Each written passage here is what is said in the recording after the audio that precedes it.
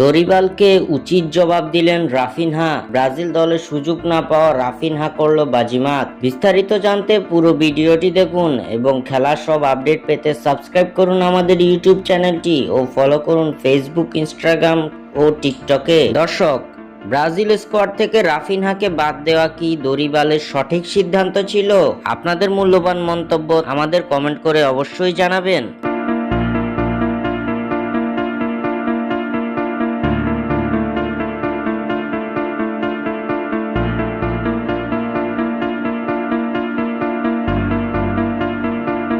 বার্সেলোনার Brazilian winger Raphinha সম্প্রতি মাঠে তার অসাধারণ পারফরম্যান্সের মাধ্যমে বার্সেলোনা সমর্থকদের মন জয় করার পাশাপাশি বারবার প্রমাণ করেছেন জাতীয় দলের জায়গা না পাওয়াটা ছিল বড় এক ভুল। ব্রাজিল জাতীয় দলের কোচ দরিবাল জুনিয়র তাকে সম্প্রতি স্কোয়াডে না রাখায় অনেকেই অবাক হয়েছিলেন, কিন্তু রাফিনহা তাতে দমে যাননি, বরং তার পায়ে ফুটে উঠেছে প্রতিশোধের প্রতিভা। দরিবাল জুনিয়র তার সাম্প্রতিক দল বদলে রাফিনহার জায়গায় অন্য খেলোয়াড়দের উপর ভরসা করেছেন, কিন্তু রাফিনহা প্রমাণ করে দিয়েছেন যে তিনি ব্রাজিলের জাতীয় দলে এক গুরুত্বপূর্ণ ভূমিকা পালন করতে পারেন। মাঠে তার গতিময় খেলা, প্রতিপক্ষের ডিফেন্ডারদের ভাঙার দক্ষতা এবং নিখুঁত ফিনিশিং এর মাধ্যমে তিনি বার্সেলোনার জন্য নির্ভরযোগ্য খেলোয়াড়ে পরিণত হয়েছেন, যার ফলস্বরূপ আগস্ট মাসের প্লেয়ার অব দ্য মান্থ নির্বাচিত হয়েছেন এই ব্রাজিলিয়ান উইঙ্গার। গেল আগস্টে বার্সেলোনার জার্সি গায়ে 4 ম্যাচে মোট 5 গোলে অবদান রেখেছেন রাফিনহা, যার মধ্যে রয়েছে 3টি গোল ও 2টি অ্যাসিস্ট,